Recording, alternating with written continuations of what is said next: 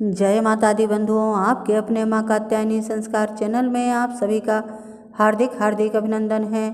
सर्वप्रथम माता पिता गुरुदेव के चरणों में मेरा बारंबार प्रणाम है। अतएव आप सभी माताओं, बहनों, भाइयों, बंधुओं को सादर जय श्री कृष्णा। बंधुओं, आज पुनः आप सभी के समक्ष एकादशी व्रत की कथा लेकर के उपस्थित हुई हूँ। यह 22वीं एकादशी की कथा है जो आश्विनी मास के शुक्ल पक्ष में पड़ती है। 22वीं आश्विनी मास के शुक्ल पक्ष की एकादशी को पंपाकुशा नामक एकादशी के नाम से जाना जाता है। इस एकादशी की कथा, महात्मा तथा सार मैं आप सभी लोगों को यहाँ श्रवण कराने जा रही हूँ, सो सावधान होकर के सुनिए। पंपाकुशा एकादशी की कथा इस प्रकार है। अर्जुन ने कहा, हे जगदीश्वर, आश्विनी माह के शुक्ल पक्ष की एकादशी का क्या नाम है तथा इस व्रत के करने से कौन से फलों की प्राप्ति होती है? कृपया यह सब विधान पूर्वक कहिए। भगवान श्री कृष्ण ने कहा, हे कुंती नंदन, आश्विन माह के शुक्ल पक्ष की एकादशी का नाम पंपाकुशा है। इसका व्रत करने से सभी पाप नष्ट हो जाते हैं तथा व्रत करने वाला अक्षय पुण्य का भागी होता है।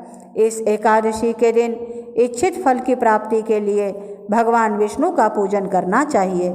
इस पूजन के द्वारा मनुष्य को स्वर्ग लोक की प्राप्ति होती है।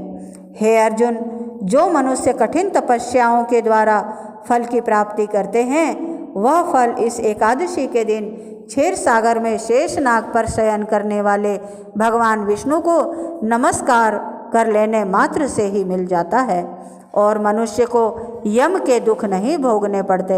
हे पार्थ, जो विष्णु भक्त शिव जी की निंदा करते हैं अथवा जो शिव भक्त विष्णु भगवान की निंदा करते हैं, वे नरक को जाते हैं। 1000 अश्वमेघ यज्ञ और 100 राजसूय यज्ञ का फल इस एकादशी के फल के 16वें भाग के बराबर भी नहीं होता। अर्थात इस एकादशी व्रत के समान संसार में अन्य कोई व्रत नहीं है। इस एकादशी के समान विश्व में पवित्र तिथि नहीं है। जो मनुष्य एकादशी व्रत नहीं करते हैं, वे सदा पापों से घिरे रहते हैं। जो मनुष्य किसी कारणवश केवल इस एकादशी का भी उपवास कर लेता है, तो उसे यम के दर्शन नहीं होते। इस एकादशी के व्रत को करने से मनुष्य को निरोगी काया तथा सुंदर नारी और धन धान्य की प्राप्ति होती है और अंत में वह स्वर्ग लोक को जाता है।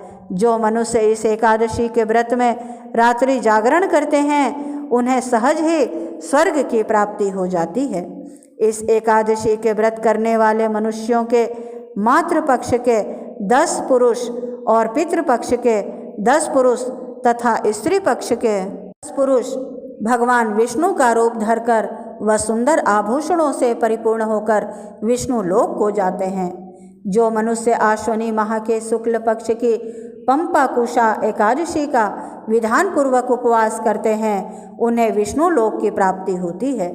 जो मनुष्य एकादशी के दिन भूमि, गो, अन्न, जल, खड़ाऊं, वस्त्र, छत्र आदि का दान करते हैं, उन्हें यम के दर्शन नहीं होते हैं। दरिद्र मनुष्य को भी यथाशक्ति कुछ दान देकर कुछ पुण्य अवश्य ही अर्जित करना चाहिए। जो मनुष्य तालाब, बगीचा, धर्मशाला, प्याऊ आदि बनवाते हैं, उन्हें नरक के कष्ट नहीं भोगने पड़ते।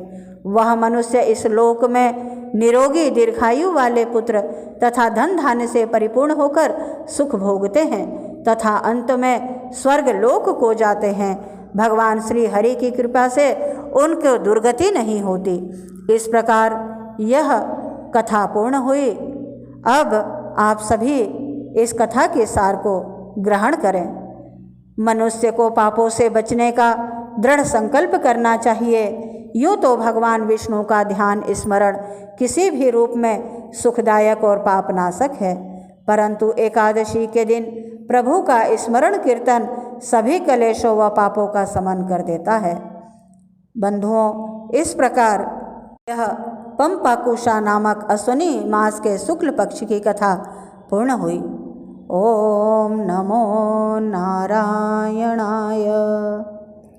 ओम नमो भगवते वासुदेवाय। ओम नमः शिवाय। बंधुओं, यदि मेरा यह प्रयास आपको अच्छा लगे तो प्लीज़ लाइक, शेयर व सब्सक्राइब अवश्य करें। धन्यवाद। जय माता दी बंधुओं।